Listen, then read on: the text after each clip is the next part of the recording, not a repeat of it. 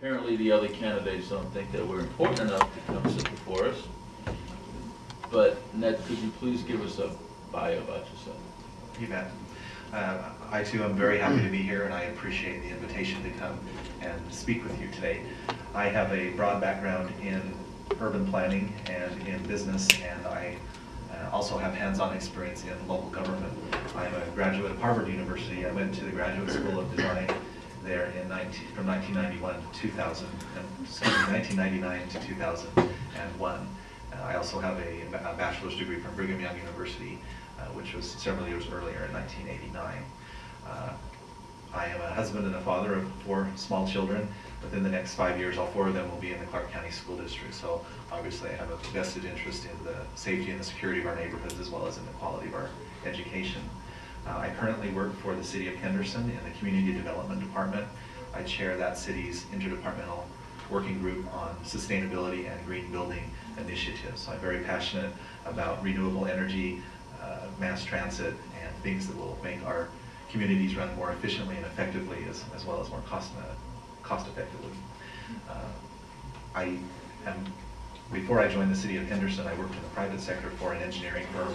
I unfortunately was one of those who were downsized. The company did land development, engineering for land development, and the main office in Sacramento came and closed the office, so I was fortunate to have a job in Henderson.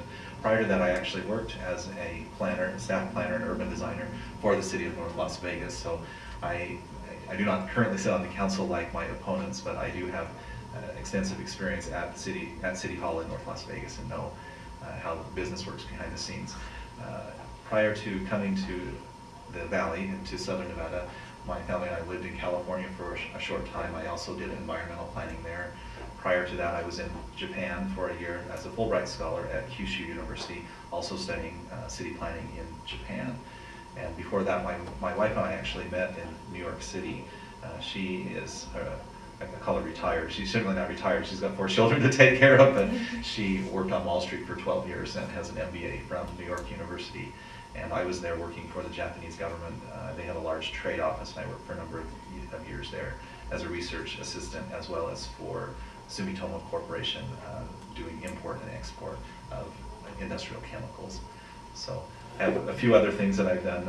Also lived in Florida and in California as a Japanese interpreter, and spent some time in Japan as an English teacher, as well as a community development in Japan. So when I say broad-based, I've hopped around a little bit. We were very happy once we started our family. We decided to settle down, and my wife stopped working after our second child was born, and it was more affordable to live in Southern Nevada, as well as jobs were available at that time in planning.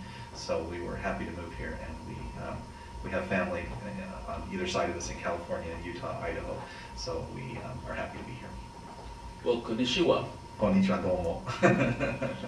Well, I'll start off with the first question. In a Review Journal article dated March 26, 2005, reported that North Las Vegas Mayor Michael Mentendon received $50,000 in campaign contribution from the Binions.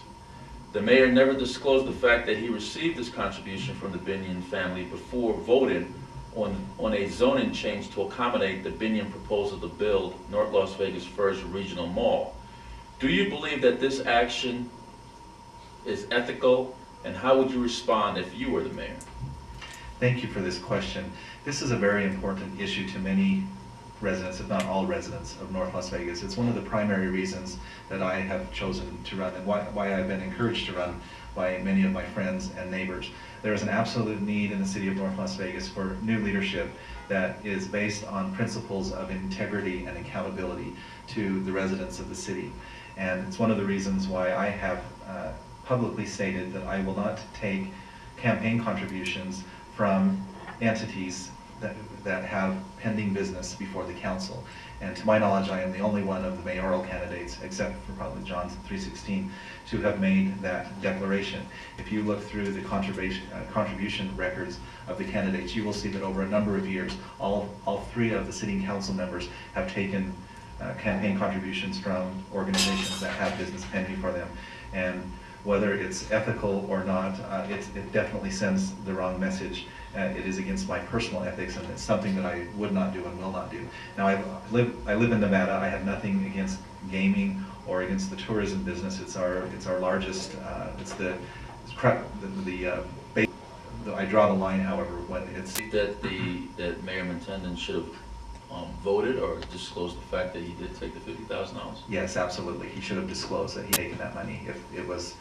If it came to him directly for his campaign and they had business before the council, yes, he should have disclosed that. Thank you. The second question going from Don Wilbright.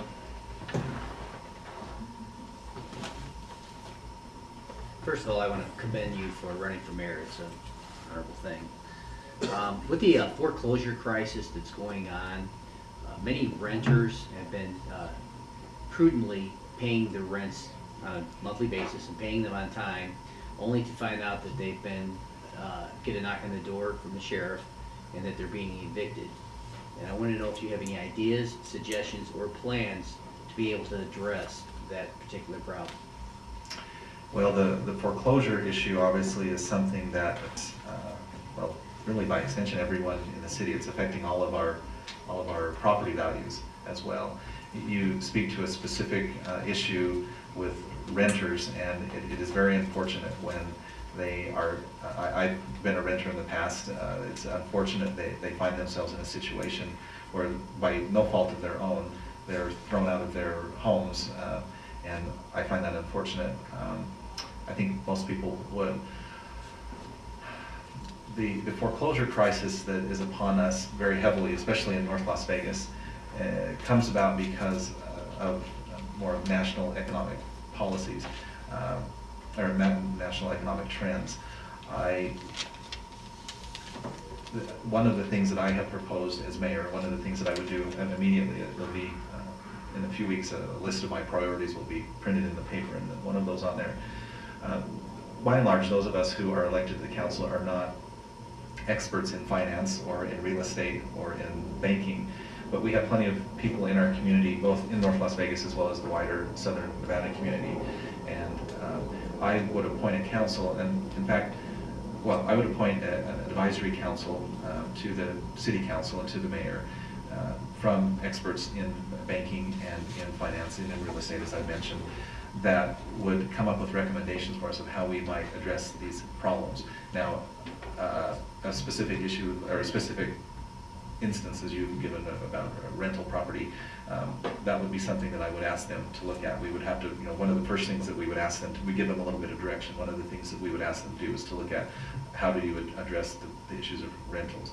How do you address the issue of the pool? One of the other problems we have are the pools that are abandoned. There's a whole range of issues that are attached to the foreclosure problem. And again, much of this is a much larger problem that we wouldn't necessarily be able to deal with directly at the local level, but what we can do, we need to do. And I'm all about including residents. I often talk about including residents in their government. Well, that includes residents who have the type of background that we would need to get good advice. And then from their list of recommendations, the council and the mayor could discuss those and choose the ones that we think would be most effective to help our residents.